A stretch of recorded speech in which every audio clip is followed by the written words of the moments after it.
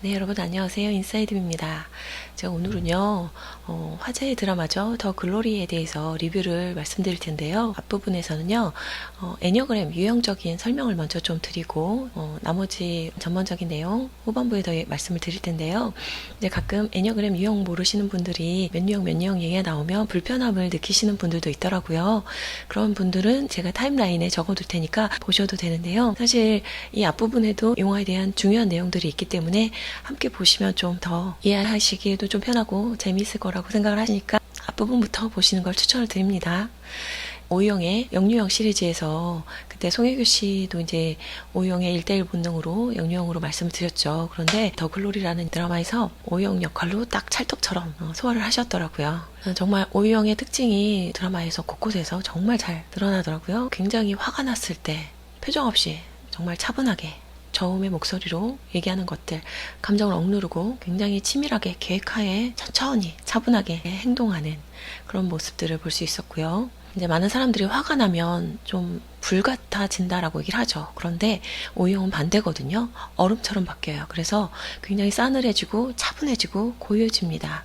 감정을 최대한 억누르고 그 상황에서 최대한 합리적인 판단과 행동을 하기 위해서 이제 노력을 하는 걸 볼 수가 있는데요. 오형들은 감정을 억압하는 게 기본이기 때문에 웬만하면 적대적인 사람이라고 해도 이제 거리를 두거나 아니면 관계를 끊는 쪽으로 가지 이렇게까지 복수를 하는 이런 식으로 가는 거 쉽지가 않죠. 그래서 거의 신경을 안 쓰려고 하고 그냥 차단을 해버리는 쪽으로 움직이는 경우가 대부분이에요. 그런데 이게 불가능해진 상황이 된 거죠. 어떻게 보면 상처가 너무 깊어서 이게 불가능하다라는 걸 깨닫고 내가 이것을 신경을 안 쓸 수 없기 때문에 차라리 최대한 집중해서 이 문제를 해결하고 근원적인 해결이 복수라고 판단하게 된 거죠.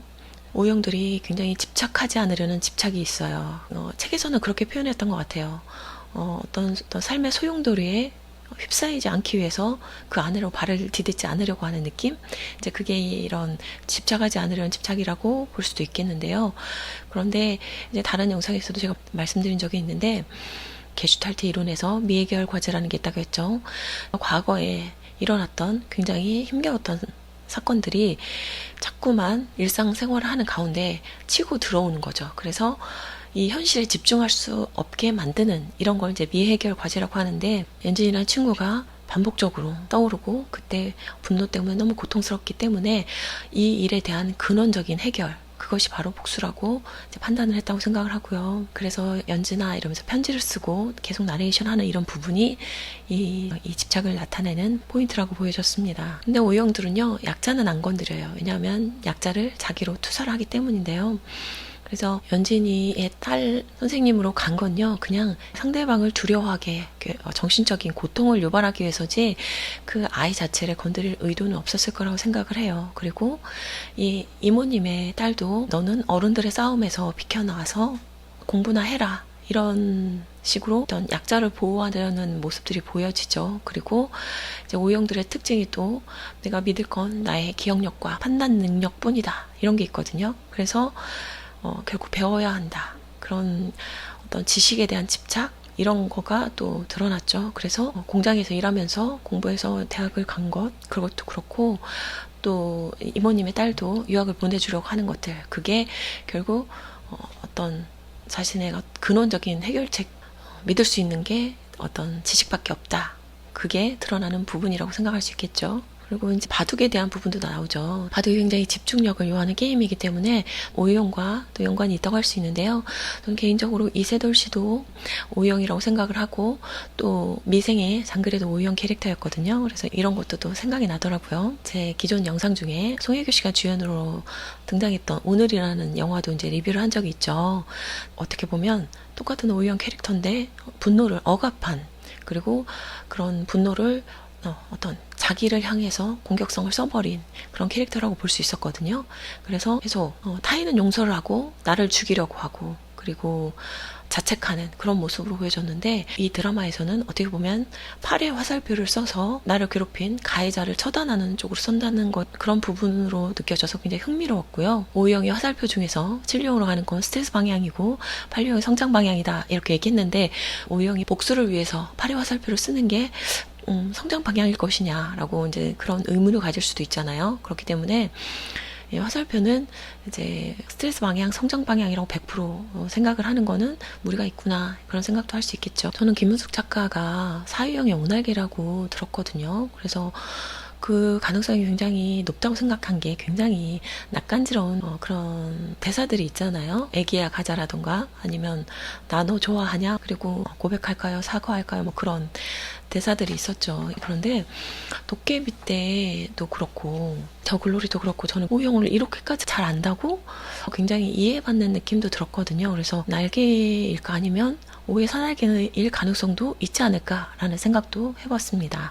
그래서 도깨비 때는 그런 불멸이 상인지 벌인지 이것에 대한 내용이 굉장히 중요한 부분이었거든요. 근데 저는 그걸 보면서 이렇게 슬픈 기억들을 하나도 잊지 못하는 오형들에게 불멸은 저는 벌이라고 생각을 했거든요. 그래서 심장 부위의 어떤 통증들, 그리고 그거를 해소하고 무로 돌아가고 싶은 그런 마음들, 이런 거를 굉장히 이해받았다라는 느낌이 들어서 그 드라마를 굉장히 소중하게 생각하고 있어요. 더 글로리에서도 이 오형을 굉장히 섬세하게 디테일하게 알고 있는 것들을 보면서 굉장히 이해받는 느낌을 들었고, 이 김은숙 작가가 오형일 수도 있겠다라는 그런 생각도 해보았습니다. 극 중에서 이 송혜교 씨는요, 굉장히 강인한 사람이에요. 제 고딩 때 선생님 찾아가서 선생님 아들이라면 뭐 이런 얘기를 하고는 굳이 그 교무실에서 선생님한테 폭행을 당하잖아요. 그런 것도 그렇고, 춤을 추면 너에게 더 가해하지 않겠다라고 했는데 그런 수치를 당하느니 그냥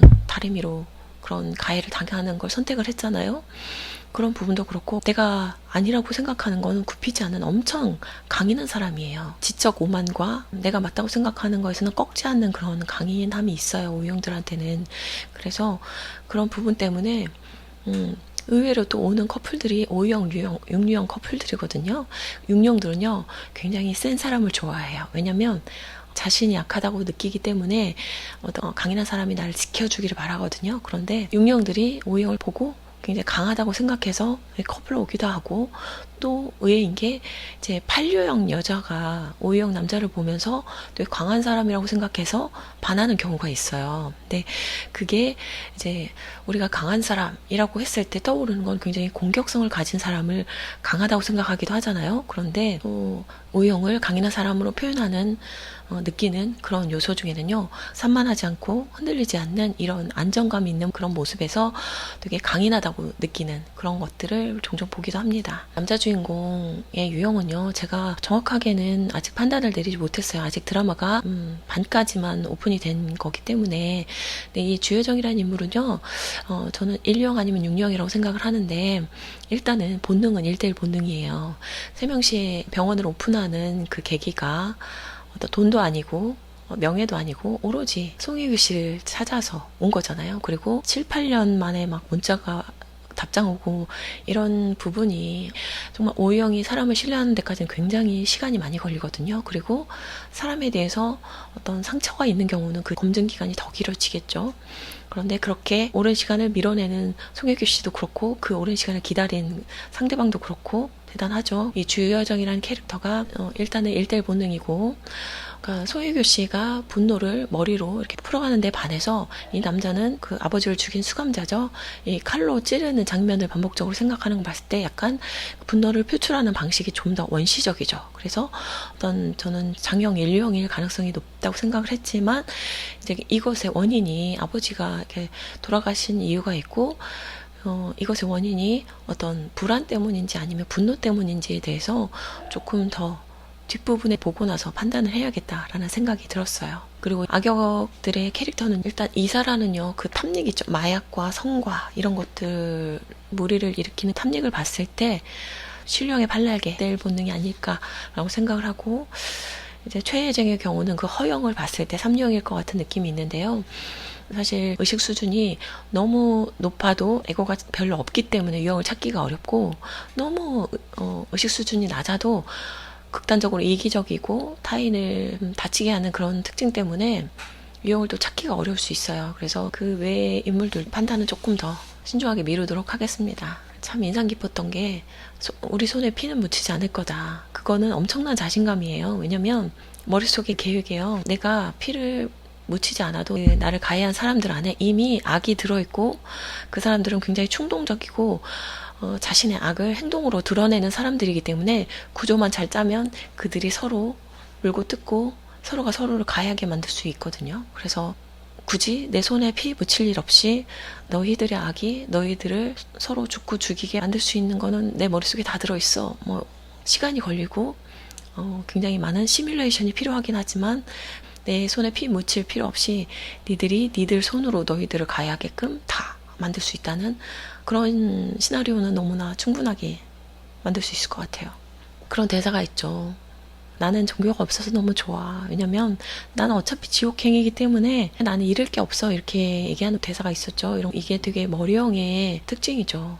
이 내 머리에서 판단이 끝나야 그걸 토대로 행동을 할 수가 있거든요. 그래서 머리형들은 굉장히 그런 종교라든가 어떤 윤리적인 부분들이 잘 정립되어 있으면 그것에 따라서 행동을 저절로 좋게 나올 수밖에 없는 것 같아요. 그리고 되게 재미있던 대사가 죽으면 천국 갈 거라고 생각하는 그 이사라에게 살아있는 동안이 지옥일 거라는 얘기를 해주죠. 살아있는 동안이 지옥이고 죽으면 천국을 갈 거면 빨리 죽고 싶은 마음이 들게 할 거 아니에요. 그런 아이러니, 그런 대사도 굉장히 되게 돋보였던 것 같아요. 그리고 일이 나타나서 패를 조금씩 까는 것도 이거는 지적 오만에서 나왔다고 생각을 하거든요. 그래서 상대방의 피를 말리기 위해서 두려움으로 말라 죽으라고 이제 하는 거죠. 왜냐면 단칼에 베면 상대방의 고통이 덜하니까. 그래서 눈눈이는 페어플레이이기 때문에 그 이상의 것을 너에게 주겠다라고 얘기를 했잖아요. 그게 이제 결론적으로 보여진 거는 자신을 교무실에서 때린 그 선생님에 대한 복수에서 드러났죠. 내가 가서 선생님을 칼로 죽이든 뭐 어떻게 약으로 죽이든 그게 그렇게 큰 복수가 안 되는데 자신이 가장 아끼고 사랑하는 아들이 아버지를 수치스럽게 생각하고 죽게 만들고 정말 그 앰뷸런스 왔을 때 가증스럽게 아버지하고 막 우는 척하는 그런 모습을 봤을 때 정말 그 이상의 복수가 있을까? 그런 생각이 들더라고요. 되게 재밌었던 또 장면이 자랑스러운 동문 이 상 받을 때 가서 막 박수를 쳐주잖아요. 그리고 막 환호를 해주는데 죄를 지은 사람은 그 죄를 자신이 안다는 게 거기서 느껴지죠. 그렇게 환호를 해주고 박수를 치는데 왜 화를 내고 불안해하고 기분 나빠해요? 그게 본인의 죄에 대해서 다 알고 있기 때문이죠. 그래서 타인에게 상처 주지 않고 선하게 살아온 사람들은요, 정말 드러나진 않지만 거기에서 어마어마한 파워를 가지고 있다는 걸 볼 수가 있죠. 이제 악하게 살아온 사람은요, 사이코패스가 아닌 이상 나의 죄를 내가 알아요. 죽어서 지옥을 가든 신에게 처벌을 받든 아니면 살아있는 동안에 내가 그 대가를 받든 어떤 거에 대해서 그 대가가 나에게 올까봐 항상 두려워하고 살게 되거든요. 그리고 이제 투사라는 방어 기제가 있다고 했죠. 내가 타인에게 그렇게 하는 것처럼 타인도 나에게 대할 거라고 생각을 해요. 그래서 이제 연진이가 딸이 학교에서 왔을 때 또 어디 뭐 뜨겁게 데인 곳 없냐고 그런 얘기를 하잖아요. 그런 것도 너의 죄가 너희를 가해하게 만들 거라는 그런 부분을 다 알고 진행하지 않았을까. 그런 걸 머릿속에서 얼마나 많은 시뮬레이션을 거쳤을까. 그런 생각이 들더라고요. 불교에는 다른 모든 것에 대해서는 다 옳고 그름도 없고 어떤 법칙도 허용하지 않는데 단 하나의 법칙이 있다고 하죠. 인과법. 그래서 영성 공부하신 분들은 알 거예요. 아카식 레코드에 이 모든 인류의 어떤 행동과 마음까지 모든 것들이 기록이 되어 있다고 하죠. 그 아카식 레코드를 기준으로 이 인과법이 이제 진행이 되고 있는 거죠. 그래서 내가 지은 죄는 내가 다 받게 되어 있는 거고요. 해교 씨는 자신이 정말 살 수가 없어서 복수를 하기 위해서 그들이 서로 죽고 죽이는 관계에 놓이게 만들기 위해서 그런 구조적인 세팅을 했을 거예요. 인과의 법칙 때문에 송혜교 씨도 분명히 그것에 대한 과보를 받을 수밖에 없어요. 직접 자기 손에 피를 묻히지 않는다고 하더라도 현실적으로는 사실 가장 지혜로운 방법이라면 그냥 두어도 그 의식 수준이 떨어지는 사람들은요, 그냥 놔둬도 어차피 서로가 서로를 신뢰하지 못하고 서로를 가해하게 만들 수밖에 없는 그런 구조가 세팅되어 있고, 내가 거기에 참여하지 않아도 우주의 흐름이 어차피 그들의 죄를 받게끔 되어 있거든요. 그래서 굳이 내 손으로 복수를 하는 것을 내가 멈출 수만 있다면, 내가 그것을 하지 않게 내가 나를 설득할 수만 있다면 그런 복수의 과정에는 발을 담그지 않기를 말씀드리고 싶습니다. 연진이가 결혼했을 때, 아이를 낳았을 때 왜 그렇게 축하를 하고 노래를 불렀을지 알 수 있겠죠. 그 사람에게 가족이 생긴다는 건 굉장히 치명적인 약점이 생긴다는 거죠. 그리고 기상캐스터처럼 많은 사람들에게 알려지고 유명해진다는 것도 그것도 굉장한 취약점이 될 수 있겠죠. 그래서 상대방이 뭔가 많은 걸 가질수록 그 사람은 많은 걸 잃게 만들고 그것을 통해 복수할 수 있다는 이제 그런 부분에 대한 복선으로 생각을 하면 되고요. 요즘 같은 시대는요, 모든 것이 기록되고 또 공유될 수 있는 그런 시대죠. 그렇기 때문에 과거의 나의 잘못이 미래의 나의 성공과 찬란한 행복을 다 망치고 나를 끌어내릴 수 있는 그런 시대를 살고 있습니다. 그래서 어느 때보다 인성과 윤리가 중요한 시대라고 할 수 있겠죠. 말씀드린 것처럼 어차피 그 사람들이 지은 죄는 우주의 법칙에 따라서 그들이 받게 될 거기 때문에 그 사람들이 지은 죄가 그 사람들의 인생의 고통으로 갈 거거든요. 송혜교 씨 역할이 내 손에 피를 묻히지 않는다고 해도 나의 살기를 거기서 현실에서 써버리면 내가 그것에 대한 과보를 받아야 되거든요. 놔둬도 그 사람들은 어차피 그들의 인생에 고통이 알아서 찾아갈 거예요.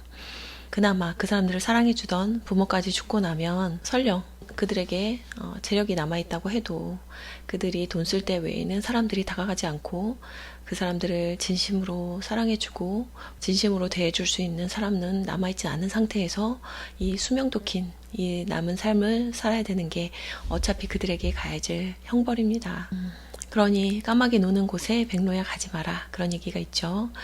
제가 전에 의식 수준과 인연에 대한 영상에서 정규 분포도를 이제 예를 들어서 대체적으로 의식 수준이 비슷한 사람들끼리 가까이 살게 되고 이제 아주 드물게 의식 수준이 다른 사람들이 만나기도 한다고 했죠. 이제 그런 이유는 우리가 살면서 이렇게 의식 수준이 낮은 사람을 보면서 저렇게 살면 안 되겠다, 혹은 의식 수준이 높은 사람들을 보면서 아, 저렇게 큰 마음으로 사는 사람들이 있구나 라는 걸 이렇게 간접적으로 배울 수도 있잖아요.